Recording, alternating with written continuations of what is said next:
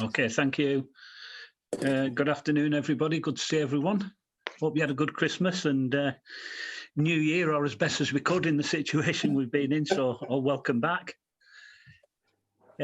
Just a few of the guidelines to start with. The meeting is being held virtually, obviously, and is not taking place in a physical location. And we are following the guidelines as set out in Section 78 of the Coronavirus Act 2020. The Council are streaming this live on the Borough Council YouTube channel, which can be viewed on the link below. The whole meeting will be recorded except where there are confidential items. So, number one, any apologies, please? I think Bill McEwen give them to Katie. So, Bill McEwen? Yeah. Okay, thanks for that. Number two, urgent items. To note any items which the Chairman considers to be an urgent nature. We haven't got any of those. Delegations, to receive notice from members who may wish to move any delegated matter non-delegated. We've not had any of those. Admission of the public and press. They may be online and they have the right to do that. Declarations of interest. Receive declarations of interest by members or co-optees of interest in respect of the items on the agenda. Do we have any declarations of interest?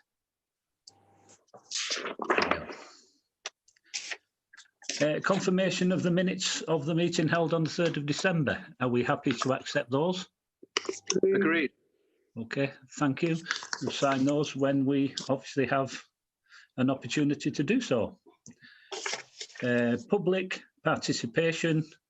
We've had no questions from the public, so there's nothing there.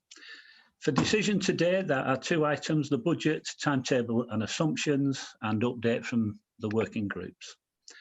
So I will just go down, if you bear with me. Okay, so agenda item 8. This is the budget, timetables and assumptions. We've had the report. I'm presuming everybody's read the report. It sets out the 21-22 budget timetable key dates. The main assumptions that the budget estimates will be passed on and the consultation material. And the recommendation to overview and scrutiny is that we note the budget timetable, note the budget assumptions, and note the approach to the budget consultation. Are we happy to note those, or have you any questions on them? Agreed. Agreed? Agreed. Okay, thank you. Thank you. Okay. And agenda item 9, update report from the working groups. The first one, street cleansing and waste. Steve, anything to say? Well, we agreed at the last, I don't know, the minutes don't quite say what I thought we did, but I didn't want to bring it up in minutes because it's not, you know, it's not like we have to be. I think we agreed that John Byford, the work that John Byford's doing and it's been presenting to the is inherently the street waste working group of this committee. You know, more thorough job than we would be able to do. And what I think we need to do, and what I asked last time, is whether we can get from John and or Steph Cord and whoever that report all those reports finally land with, that we get a version of that for us to see A, what it says, B, what we think the lessons are that we learn from that, and anything we think needs doing further on the back of that. Because we know there are some significant issues that we've had with that contract, the way it's been managed internally, externally. You know, there's a raft of them, and I think it's gone beyond really the working group of this committee. I think that work has been done in depth by an officer that we're paying to do it. So I think we should. I presume John's on this call somewhere, is he or not? Yep. Yeah. My personal view is, I think we need to find a way to get that reported back to us, and then we decide what we want to do on the back of that. That would be what I think we need to do. And I'm, you know, I'll just throw that open and see what everybody else thinks, really.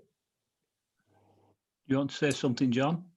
Yeah, I'm quite happy to do that. The negotiations are still ongoing, so a lot of the information is confidential. But John has been writing up council policies which have been going to the executive committee. So they are on the exec agenda. I think the next one to go is bulky waste collections. So he's got some proposals for that. And I think that's actually going to be presented to the two political groups in advance of that going to the exec to get their views. Steve?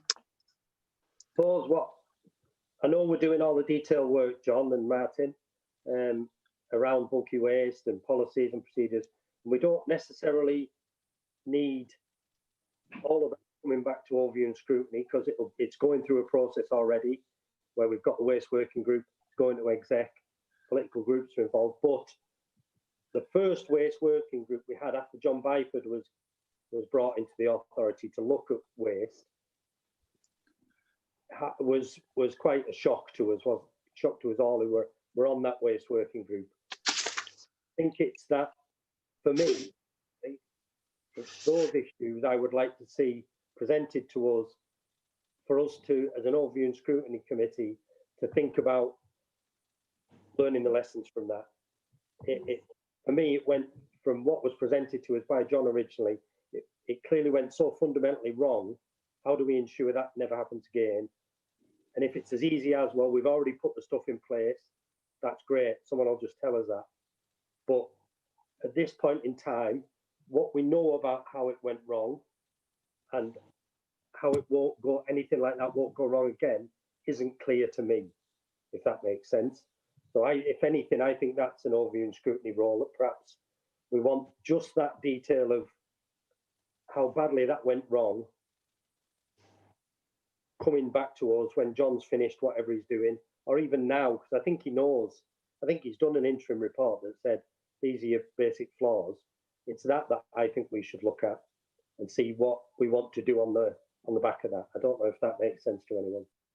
Yeah, I think you're absolutely right, Steve. I mean, this was kicked off by scrutiny, I don't know, two and a half years ago, something like that. A tremendous amount of work's been done, and of course, work has continued to be done with John and Steph. And what we were looking for at the end of the day is what went wrong, why did it go wrong, and how are we going to stop it going wrong again. Now, if we're possibly of the opinion that all that work's been done, absolutely, we're very, very interested to find out what the lessons learned were, and what are we doing to make sure it doesn't happen again, and how do we assure it doesn't happen again. So I think you've got a fair point on asking John or Steph to come back to this committee or send out a report to say, what are those lessons learned and how are we going to stop it happening again? So I think that's a fair thing. Can we do that, John? Yeah, I'll arrange that to happen. I know the work is still ongoing, and I think it's been finalised. I'm not in the loop anymore, but it won't be a scrutiny meeting. It would be a work group meeting, but I will arrange for that. Okay, thanks, John. Any questions for Steve on waste? No, thanks, Steve. That's good.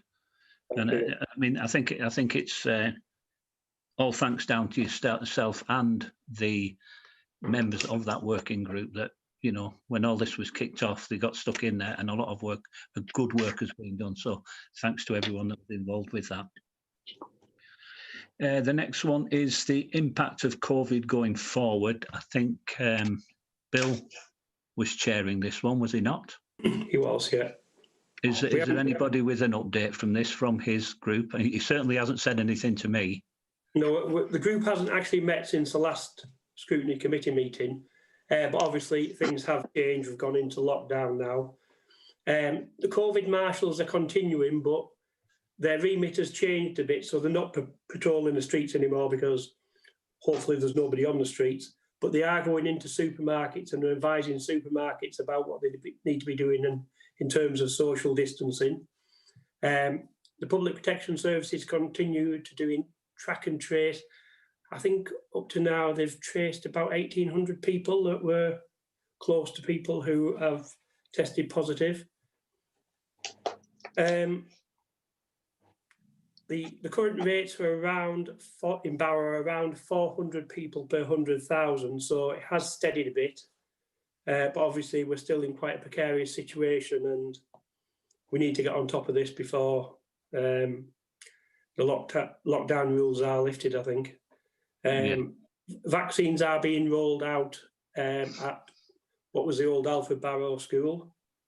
And I think they're also being rolled out at what was the old Stanley Street Hospital in Ulverston. So people are being vaccinated. Yeah, just while you're on that, before I do have a question, it's worth noting to members that the vaccine is absolutely being rolled out. Councillor McClure and myself, on behalf of the Rotary Club, who are marshalling it, we started before Christmas.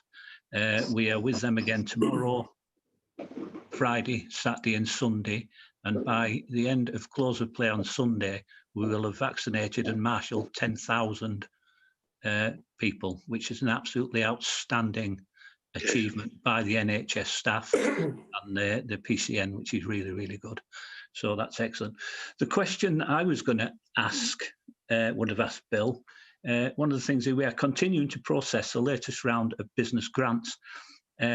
I've had one or two people who have been dealing with over the last number of months, probably since the beginning, business owners. And I was speaking to them again last week, and both of them have had nothing since October. And although they keep applying for the different grants and the ones that should be paid on, I think there's one paid on a monthly basis, they've had absolutely nothing since October. So it'd be interesting to find out what's happening there. And I may need to talk to Bill on that one. And I did say, I gave them some numbers to phone in. I said, if you phone in, but unfortunately they did phone, well, not unfortunately, they did phone in.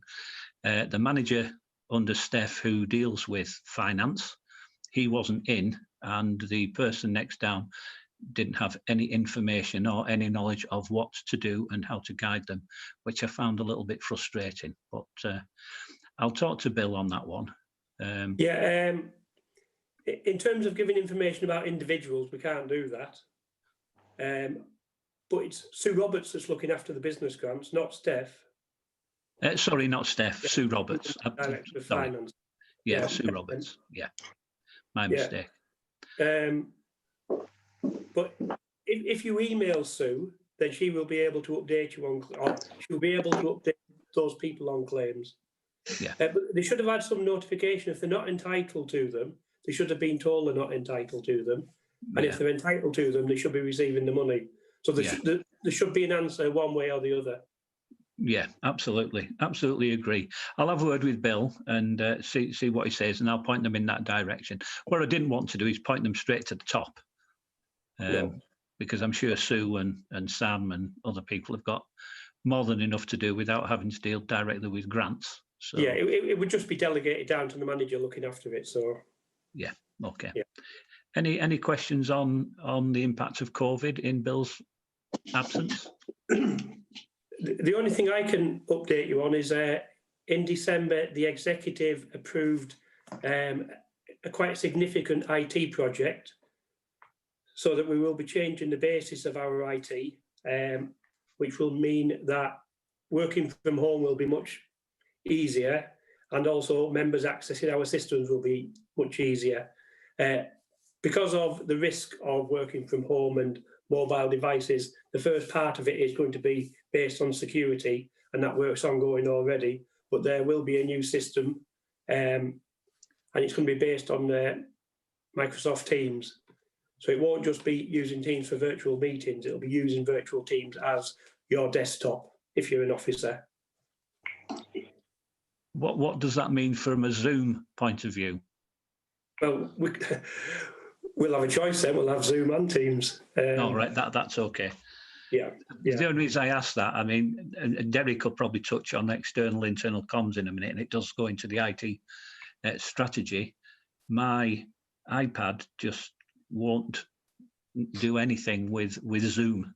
It just doesn't work anymore. So I'm having issues with that. So right. Well, what you need to do is delete your Zoom icon and just reload it. Can we do that?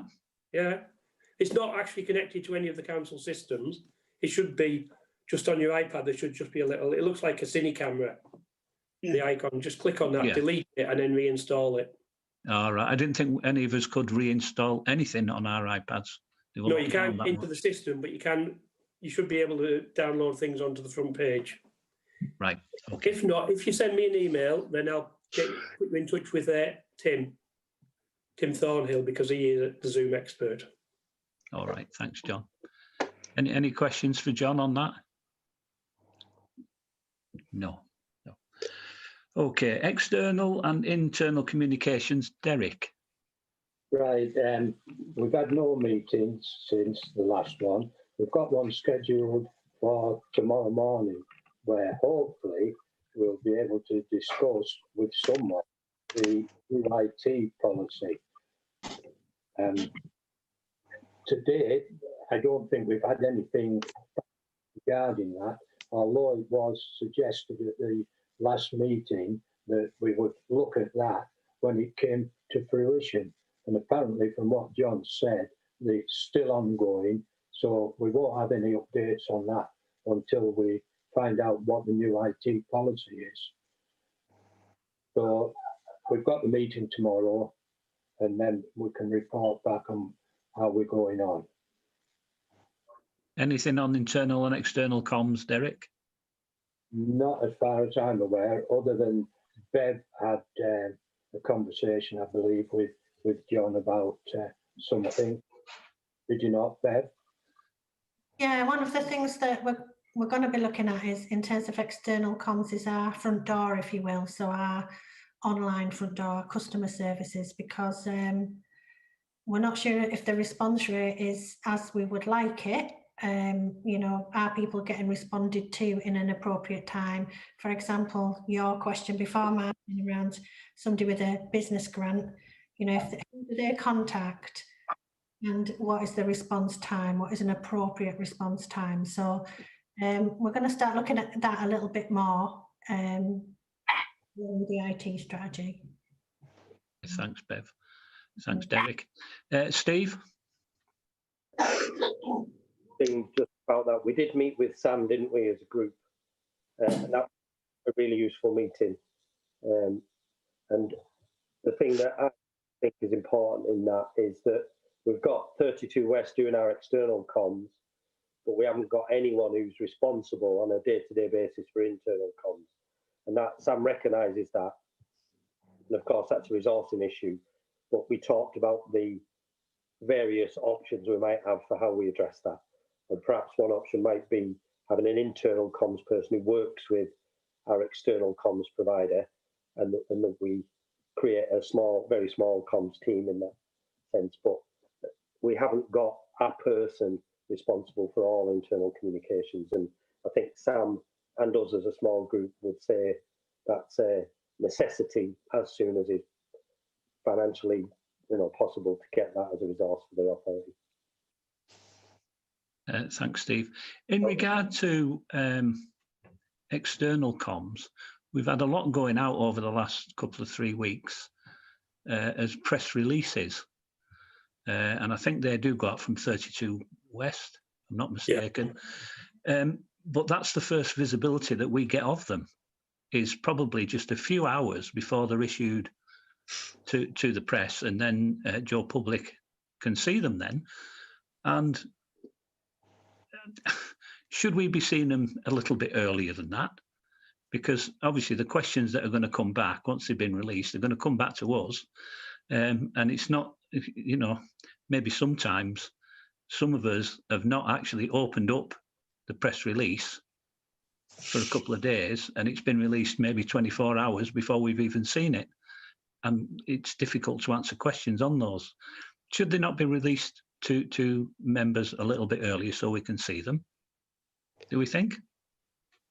I think that's something that we would take up when we speak tomorrow in our meeting, and see if we can delve out something whereby we can get those reports or the press releases prior to them going out, as you say, Martin. So we'll pick that up tomorrow in our meeting. Okay, thanks, Derek. Steve, did you want to say something?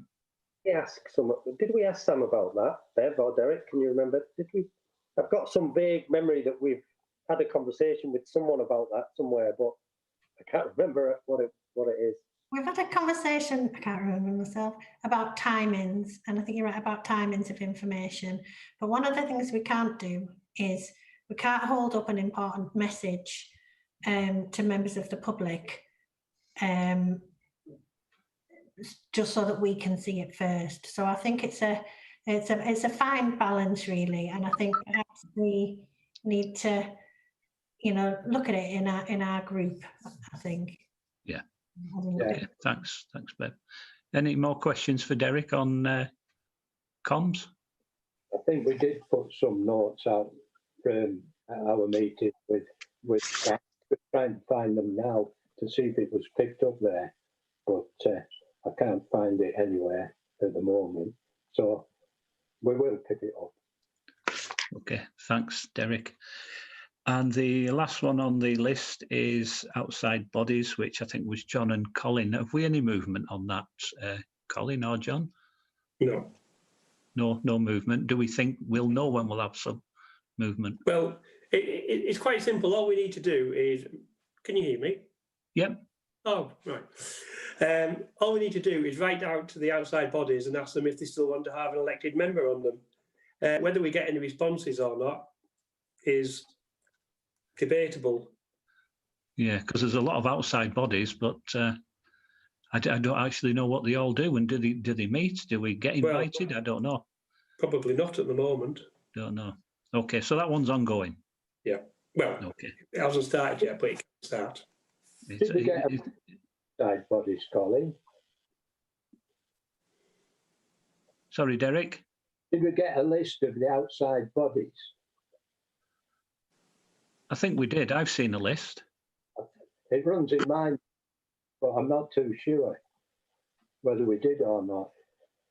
Because I keep chuntering about, I'm on the gas board liaison one, which never meets. All I get is a yearly report. Sorry, Derek, to interrupt. Is it not in your red book, the list of outside bodies? It used to be. I think it still is, Colin. Colin, I'll have a look anyway, Anita. I'll stand corrected on that one. Could I just say, Yeah, go, Colin. When I was a mayor, like same as everybody else was mayor, you get put on these outside bodies, and the only one that met on a regular basis was the Sea Cadets, and they still meet via Zoom. But the other ones that you put on, they never hardly meet. Well, they never met when I was mayor, anyway. No, they don't. Oh, well, we'll leave that one part, and it'll be on the agenda every month, so at least we can ask the question, even if there's been no progress. Okay, thanks, Colin. And that, fellow councillors, is everything on the agenda. Thank you very much. Have a good day. Thank you.